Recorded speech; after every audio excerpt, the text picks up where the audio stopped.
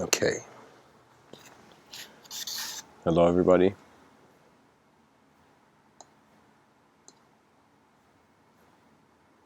Welcome to tonight's episode.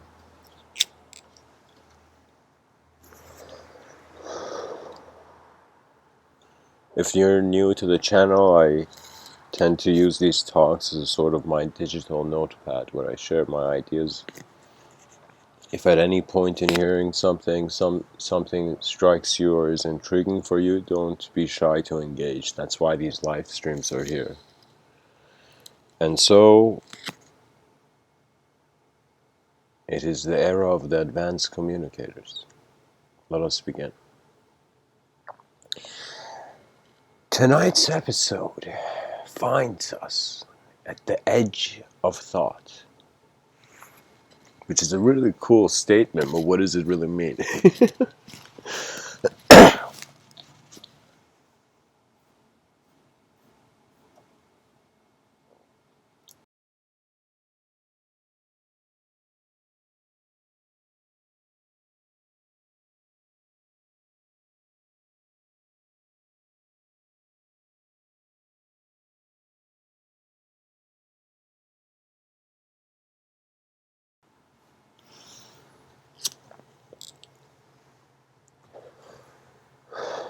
The attributeless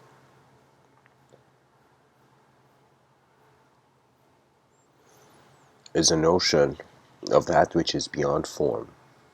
And so when we speak about the attributeless element of space, my mind actually visits this title, the title of today's episode, from a very interesting position. Before the periodic table in chemistry, the world was acknowledged in 5 elements. That means being a chemistry teacher really back in the day, you don't have to teach much. So there were these 5 elements, okay? There was earth, air, fire, water, and space. Now, the youthful mind pretty much looks at these elements and thinks of the Airbender movie. But in actuality, these elements, they weren't just elements. It wasn't just fire was fire. These were the various ways, in some sense, existence moved. So the phenomena of the universal sector was contained in these elements. Now, there were some schools of thought acknowledge 4 elements. Some deeper, I consider more wiser, schools of thought acknowledge 5 elements. And in some sense, this is a point in history where something really fascinating is occurring, where people, it's as if the people were under the impression of a soul, but they could not see the soul. They saw the elements of life be animated by the life design, but in some sense they could not see the soul. They could see as if, for example, like guys, if you might not know this, but the word soul in many traditions comes from breath, from the breath. And the breath was a very crucial thing, because when the breath left the person, it was as if a soul had left a body, had flown out of a body. And in certain Vedic mystical cultures, the breath is used to, in some sense, navigate into not subtler, but into collective fields of being. Anyways, the elements, earth, air, fire, water, and then there was ether. Ether was space. And this is the very unique consideration of the space as an element. If we were to see this same idea in regards to language, it's as if the space between the words that make up the sentence is a reality unto itself. That means the empty page is as much of an element as the words on it. Now, my concern as a human being is that, of course, obviously, we look at many species on this planet. We see birds fly together, we see fish swim together, they create synchronistic rhythmic waves. I've seen insects in nature, whether it's a group of flies or bees or various creatures, where the way they're behaving, they're aware of each other's movement. Therefore, to the outsider, it looks like a field of intelligence. So eventually, as human beings find more efficient ways of communication, and in some sense, rhythmic abidance with their true nature and the truths of their reality, they will eventually, it's as if they won't see it, but from the outside, it's as if human beings on this planet are very similar to those groups of birds flying together. So what I'm trying to say is that our attributes will find their purpose in a collective rhythm.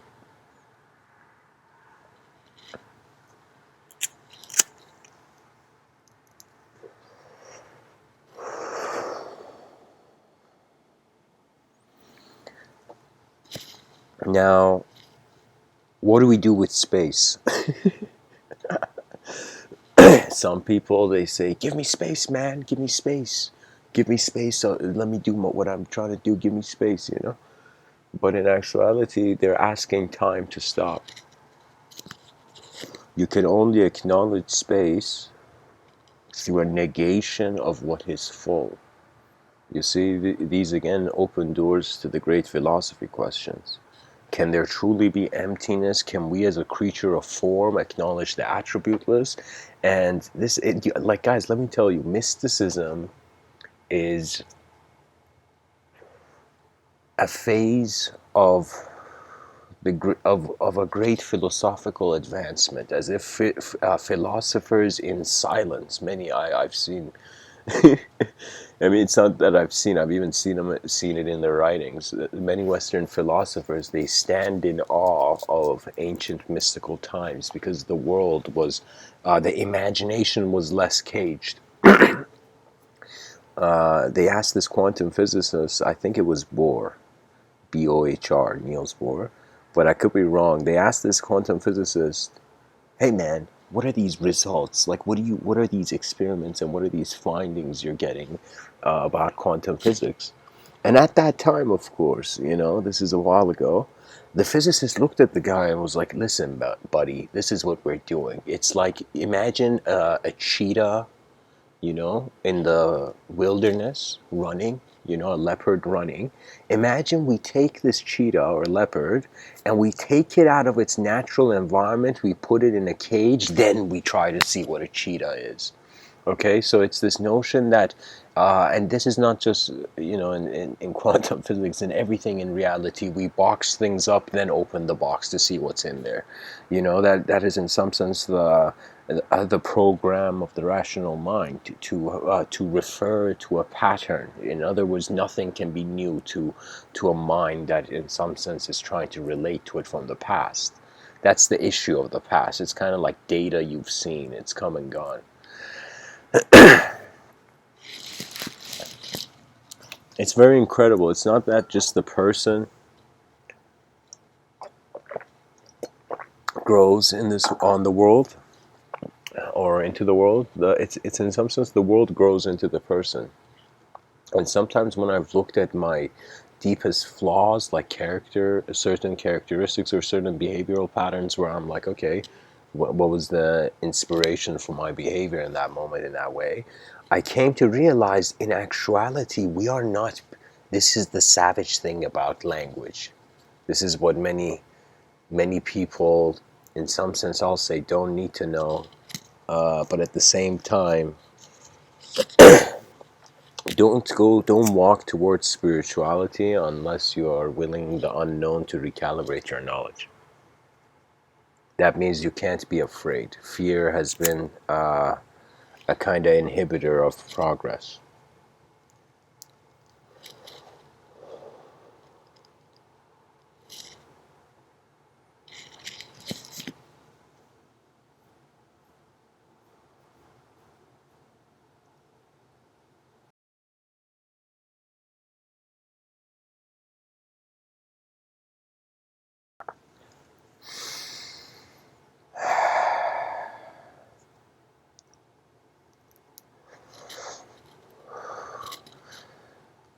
So I want you to imagine you looked at something in this life and you saw the ancient four elements. Okay, I want to use that sort of periodic table. So I've seen this. You can even see this on an emotional level, mental level, physical level. You can see fire in front of you, something burning, or you can see a person's burning inside, as if anger is like somebody whose world is ending, or a world of their personality is ending.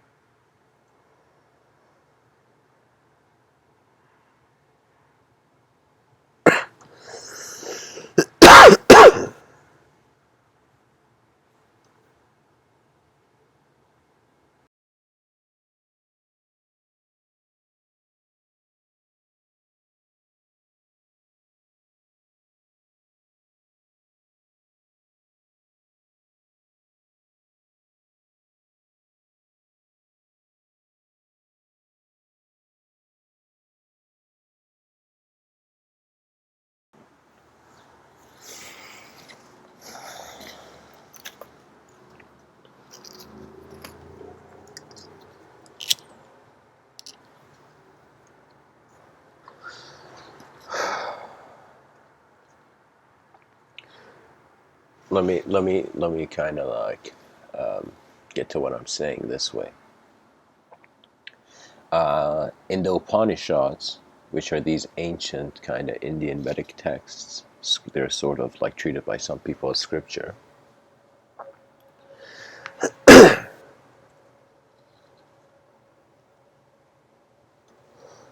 There's a passage that says something, and it says it for each of the human's five senses. It says something like the one that hears the hearer, the one that is the one that sees. Oh God, what was the exact thing here? Let me see. It's like the seer of sight cannot be seen. The hearer of sounds cannot be heard. You know? It's kind of like suggesting that the awareness of the phenomena is attributeless, but the phenomena is filled with attributes, and it's filled with the attributes of a changing world. So in some sense, what I'm trying to say is that that element of space was seen by some people as consciousness. So in some sense, you can't say empty space is empty when you're looking at it. You're there. How could it be empty? So in some sense, they saw the element of space as the factor of consciousness, and the factor of consciousness was an unknown presence. It has always been an unknown presence.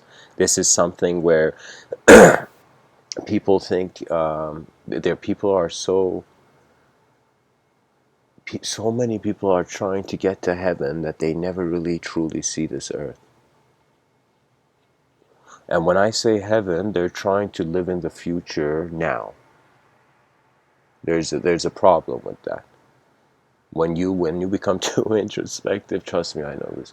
Like when you look at things, concentrate on things with an endless effort, you will eventually phenomena will be revealed. As if, like, I consider meditation to be the person who wants to concentrate on change.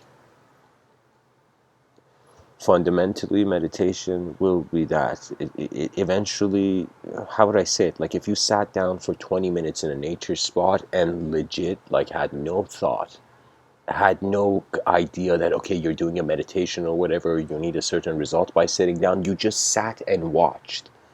You sat and kind of resumed a remembrance of kind of your existence prior to the sophistication and the complexity of language. You see, we as children, our attention is designed in such a unique way. The attention is the canal of data. Your attention is divine. I'm not kidding. It's divine. It's the most unique thing on this planet. Now, your attention so far in 2019 is considered to be encapsulated in matter.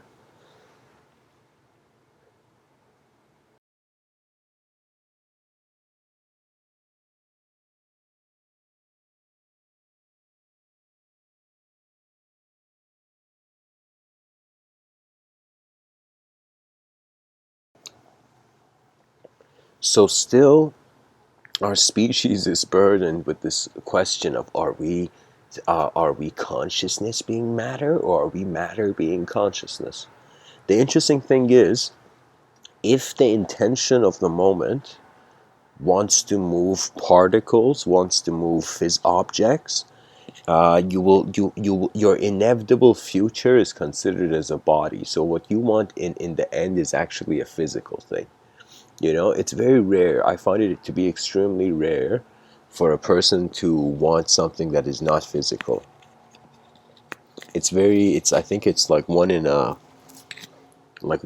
billion. No, no, one in a million kind of situation where one human being arises that once returning to this awareness of how the world is moving, they tap into a sort of field, a collective remembrance.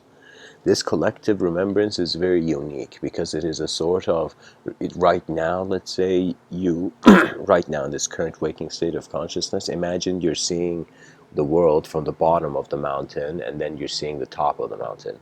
Now imagine even though you'll still be on the same mountain, you see it from the top to the bottom. So it's as if the same existence, but the experiential dynamism has fluctuated to a sort of instantaneous field of intelligence. So what's funny is that sensory data, like a vacuum, is like consciousness, like a vacuum, is pulling, in some sense, sensory data to a center. I don't know how to say this, but to a center, like we look at the gravity and we see it as a sort of central, a field of, how would I say it? It's like a field of energy that pulls things to the center. Okay, so the force, the gravitational force, it has a center that draws things to it. So similarly, I'm trying to tell you that your your attention in the moment is gravitating all subjective existence towards an objective self, and all objective existence towards a subjective self. It's doing it simultaneously.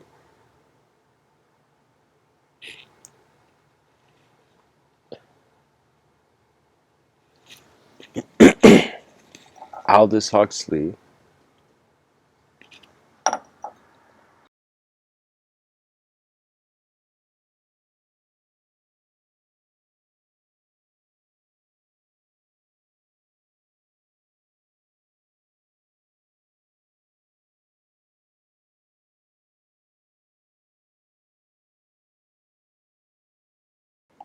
Aldous Huxley has this thing he says, where he says, what if this world is another world's hell? And I wanted to say, what if like if Aldous Huxley was here in front of me right now, I'd tell him, hey man, what if this world is another world's heaven? Therefore, heaven and hell are only in reference to earth. And every person, based on their experiences, has a different access to earth. So my consideration is that if there is a heaven, it doesn't look the same for everyone. And if there is no heaven, that means earth is the multidimensional landscape. When I say heaven, guys, heaven, there's a way of acknowledging it as objectively, like you actually go in a location called heaven and the gates open and it's all good. Like, there's one view like that, and then there's another view of heaven as a state of mind, as if like, just like how the planets align and something profound happen, it's like your mind and thoughts and attention to as a moment of experience kind of realigns. So you see, the purpose of all practices in the material plane of, in this material plane of existence, is to navigate you within. When you navigate within, you, in some sense, something very strange happens when you truly remember your true nature. This is, of course, my considerations. I'm 1 in 8 billion people just sharing my view, you know.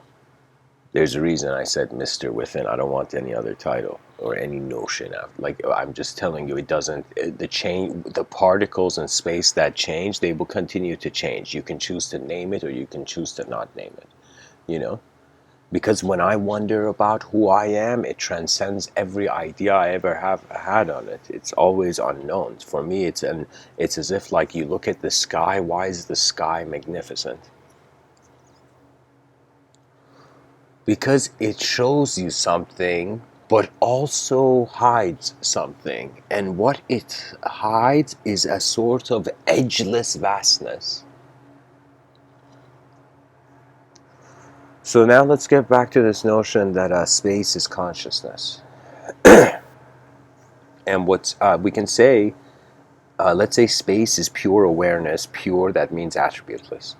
This attributeless awareness has a sort of attributeless form. So in attributeless space, there is attributes of form, there's attributes, there's form, okay?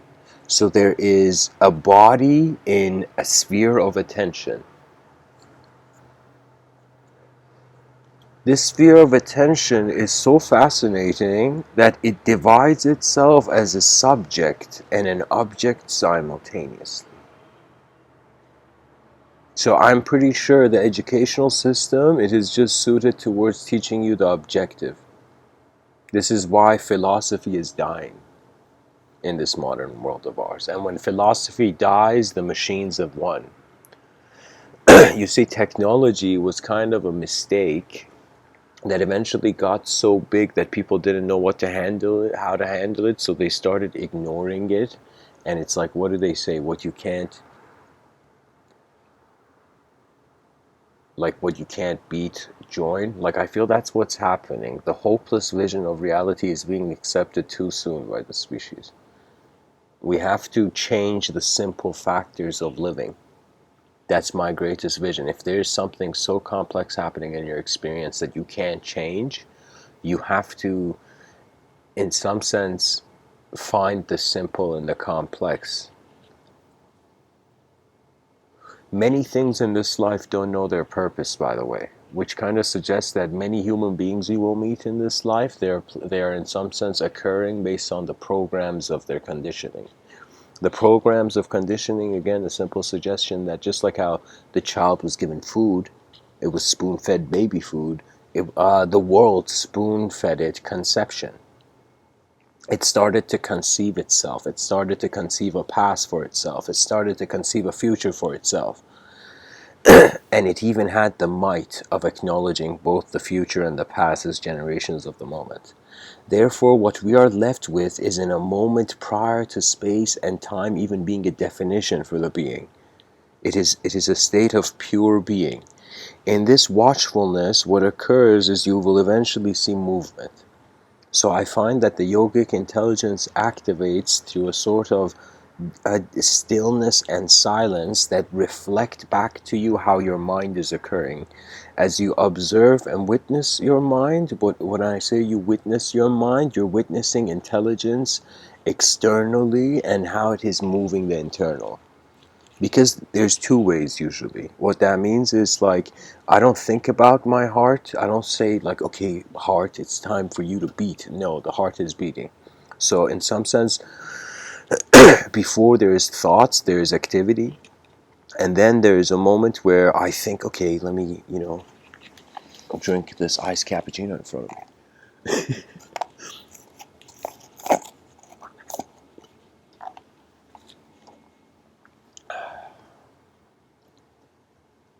So in some sense, there's an ability for there to be thought, and then movement occurs.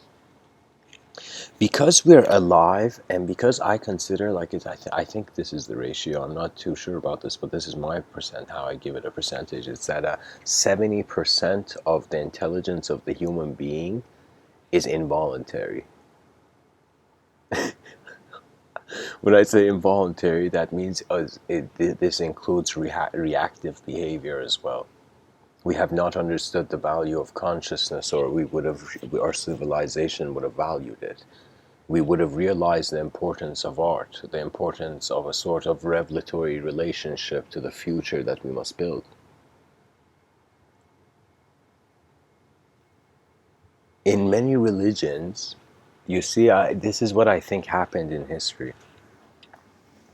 You see, there was a point, especially this is the kind of inspiration for the beginning of the Abrahamic religions. There was pantheism occurring before. And what I mean by that is that people were worshipping like trees and objects and stuff. They were worshiping. They thought the physical was God. Now what happens is, I believe it's this religious story of Ibrahim or Abraham, where, at least from the Islamic context,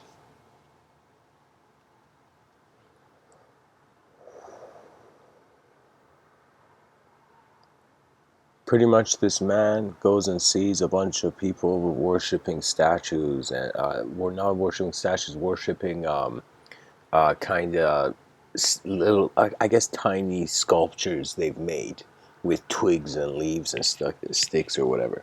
Okay, they're worshiping some object. Every person has made their own god, and he's like, yo, this is my god, and I'm going to worship this.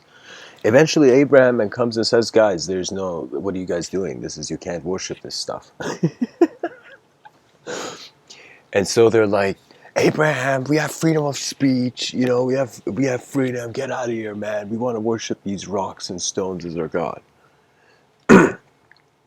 And so Abraham is saying, no, there's one truth here. And so what occurs is that these guys leave, and Abraham evidently gets an idea where he gets some sort of stick or something, and he breaks everybody's statues except one of the statues, one of the kind of shrine gods or whatever, and he puts the stick beside that one statue, and he stands beside the statue and waits. Suddenly all the people come back and they see what has occurred. All their statues have been broken except one. And there's a kind of like a shovel or something beside that one statue, like as if the statue broke it. And so the people come in and just instantly they're like, Abraham, did you do this? Did you break all these, or did you break our gods? And Abraham was like, no, this one God did it. And it was kind of of course I'm being very respectfully playful here. But it was like a thug life compilation moment. And the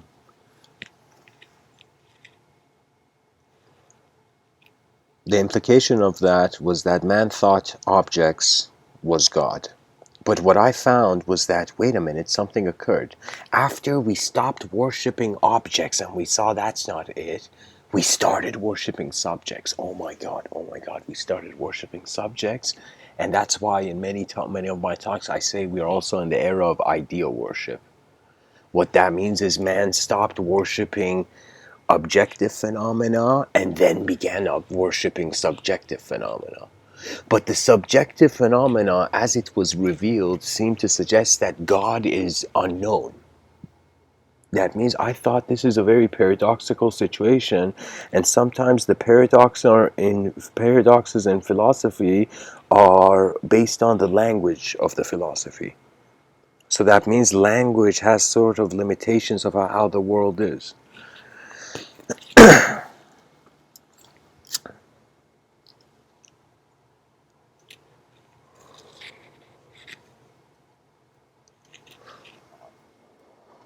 So I consider it's not just religious people, all human beings on this planet, because we're speaking and communicating, and because in order to communicate we have to be an individual, we're all worshipping the thoughts of self.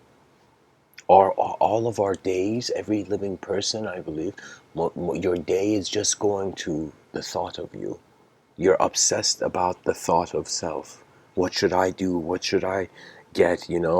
How should I get enlightened? Like it's like you're still seeing just yourself. This is why you want to see something else.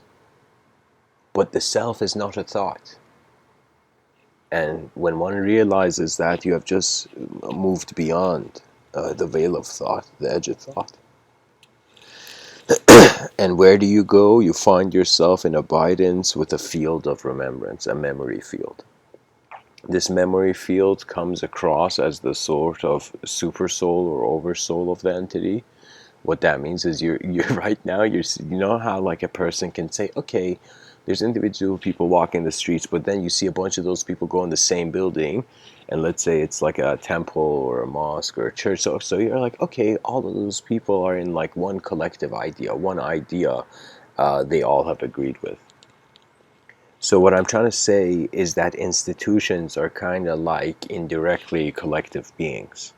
So what occurs is that when one remembers their existence as a field of intelligence, the movement of their individual particle, the importance of it fades in the vastness of everything. So what that means is that the drop is falling from the sky, this raindrop, and the raindrop's like, oh my God, I'm falling, I'm dying, I'm all alone, I've sinned, I'm falling from the heavens, and the purpose of life is meaningless, I'm just a drop. This raindrop is saying to itself as it's falling from the sky in a vertical dimension. Eventually, the raindrop falls into an ocean. And it suddenly sees in the horizontal dimension, it is the memory and the awareness of the whole ocean. So when the moment of being finds a way to return to a remembrance that awareness was here before what is in awareness. You become, very interestingly, they say self-aware. They say you become self-realized. You realize the self, and what that means is you have realized the texture of how existence and experience are oscillating together.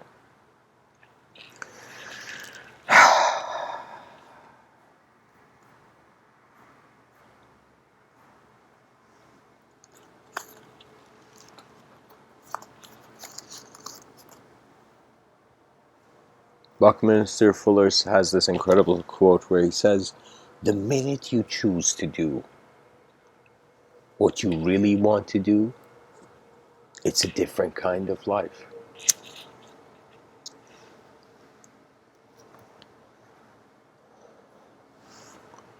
Buckminster Fuller is also known to say humanity is acquiring all the right technology for all the wrong reasons. That means the intentions of the collective must constantly be updated.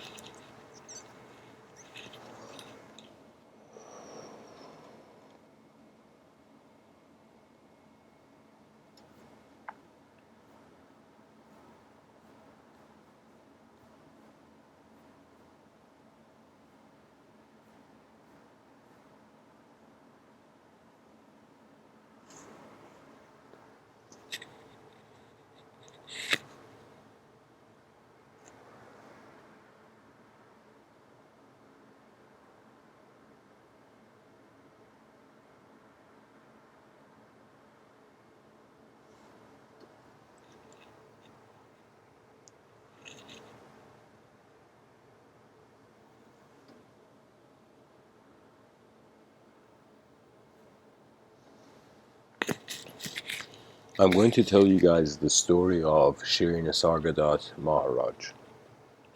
Shri Nisargadatta Maharaj is considered by certain people to be incredibly a self-realized human being. That means people acknowledged he had seen beyond the veil of thought.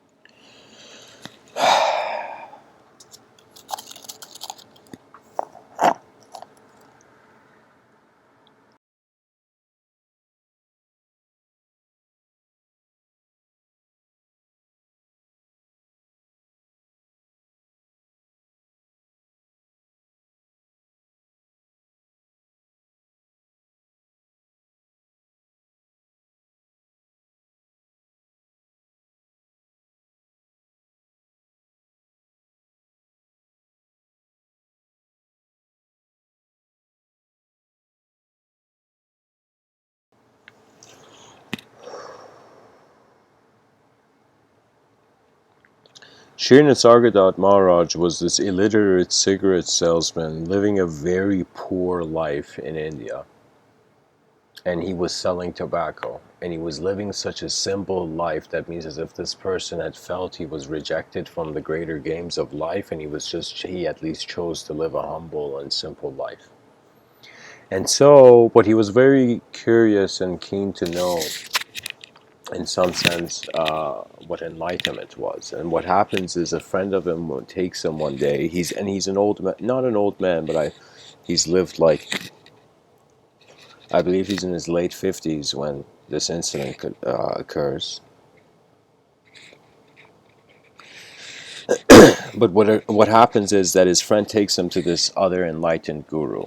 And so what happens is in India there's this tradition of a sort of discourse, oral discourse, where various states of awareness and realization are transmitted. you know, as if one person says something to the other person's like, holy shit, and then that person goes and says something to another, and other person says, holy shit, and the world slowly gets enlightened from holy shit moments, you know.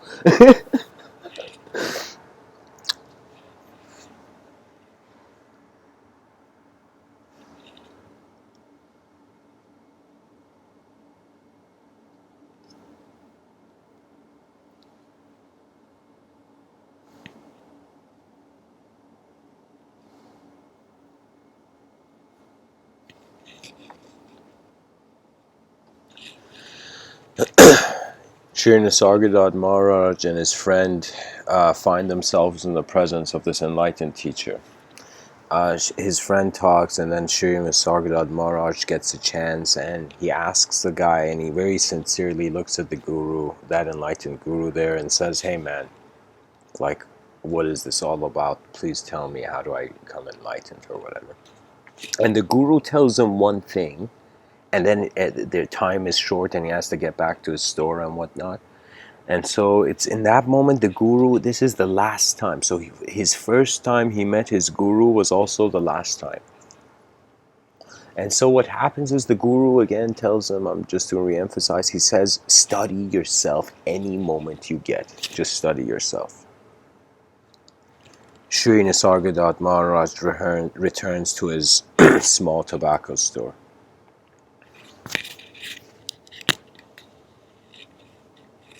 The days start going forward, and every moment he gets, whether it's his lunch break or at home or whatever, he just goes and sits and is still and silent and tries to figure out, what is this self? What is this self? What is this self?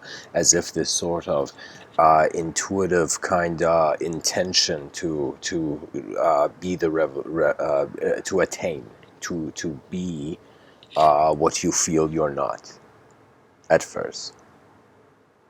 And so Sri Nisargadatta goes through this process and eventually gets very profound realizations and revelations. And this man's life is so fascinating. It's as if his mind starts roaring, as if people all around the world suddenly were like, whoa, whoa, whoa, whoa, this person's mind is lighting up in ways we don't know. And so what happens is they all gather around Sri Nisargadatta Maharaj, and even Westerners, people from the West come, because Sri Nisargadatta Maharaj, the moment he suddenly sees it and realizes, he starts speaking. And then people gather. Eventually even gets a translator, and in his discourses, he was not gentle. He was not as gentle like as some people are. He was intense. He was kind of like shouting as if a person in a battlefield.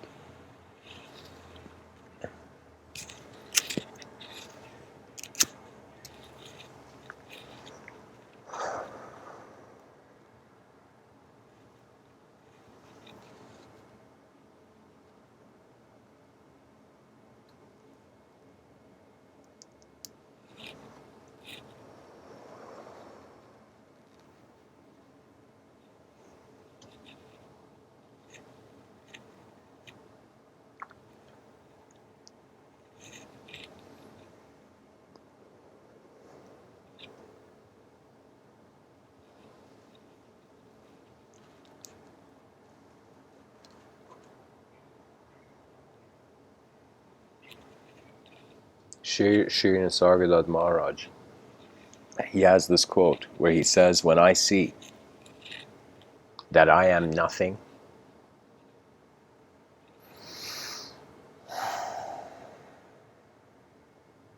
that is wisdom. When I see that I am everything,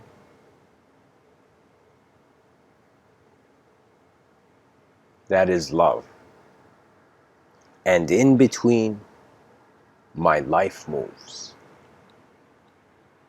as if this being never was a man in a world, and never was a world of intelligence in the man. He was, in some sense, his life was, his intelligence was oscillating between emptiness, between nothing and everything. And so that's a magnificent life. This being was truly on a divine roller coaster, I believe. And so life moves us in various ways. It opens our eyes in various ways, and eventually we have to choose while we are here, what should we do? We find ourselves kind of dwindling in these states, the waking state, the dream state, the deep sleep state. And even the Rebhu Gita suggests there is a fourth state, which is the witness of all. That the shadows do not define the sun, yet they rely on it.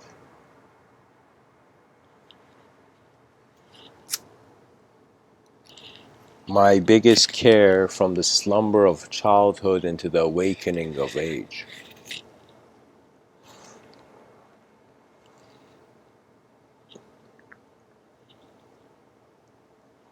That we must care for what we want to improve. Because if it can improve, why shouldn't it? That is my only thought. It's as if it's very easy to break something, but it takes so much longer and it's harder to build it. But when you build something, there's a value there.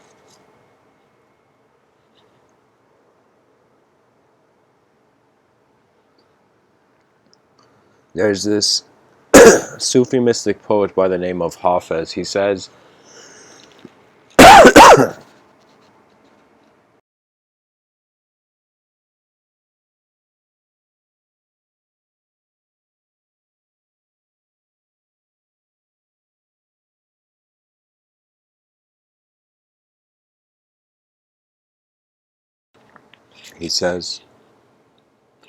one regret, dear world. One regret, dear world, I hope not to have when I die, is that I did not kiss you enough.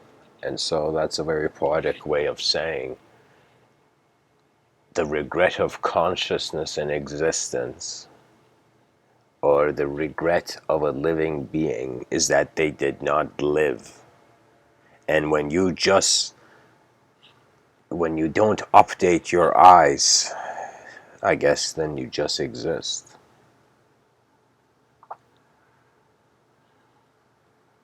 You know, there is an outer sky I consider, and I consider there's also an inner sky.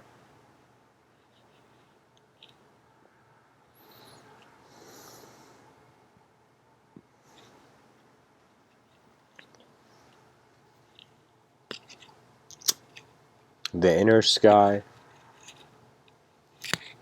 is is in some sense the unknown abyss that the thought of you is floating in, is hovering. When there comes this kind of acknowledgement that, oh my God, everything human beings they think they know about the world, it's on a rock in the middle of nowhere. Alan Watts brought this very interesting philosophical point where he said if there are two spheres in empty space, kinda in a vacuum or something, like spinning around one another, how can we know which one is spinning around which? So you see, the emptiness breaks where the foundation of our human references stand upon. It transforms the nature of the primal axis of the subjective existence. That's the power of an experience. Usually, when you don't experience life if you kind of ignore the unknown elements of it.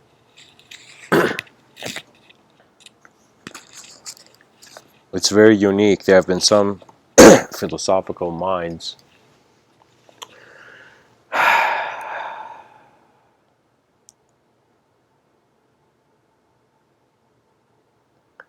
who have been dwelling on this idea that is God in man's mind or is man in God's mind?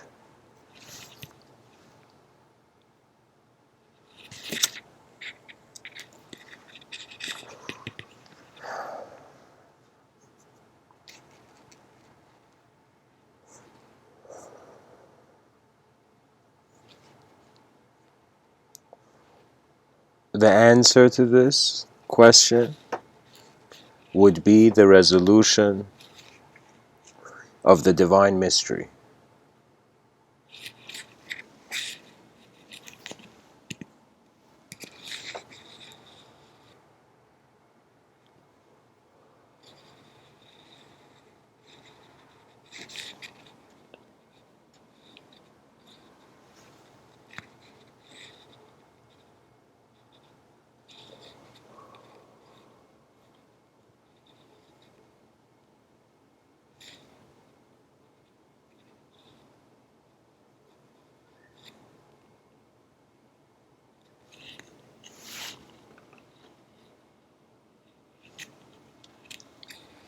Anyways, guys, I have to go.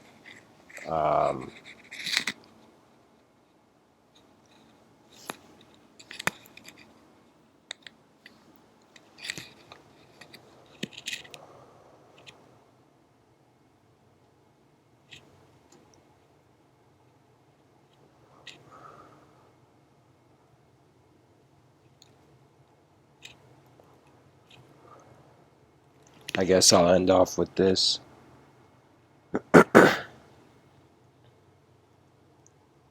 Meister Eckhart, this Christian mystic, he says the same eyes that I see God are the same eyes God sees me.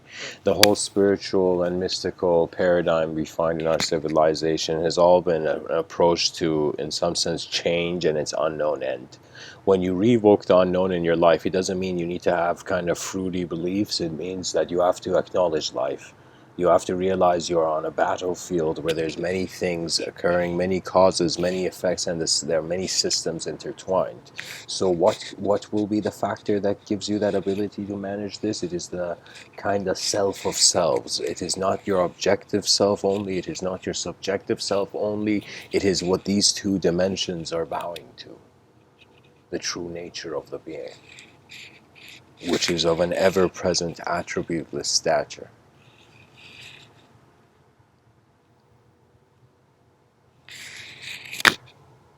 For when you truly go within, that which is without is no longer without.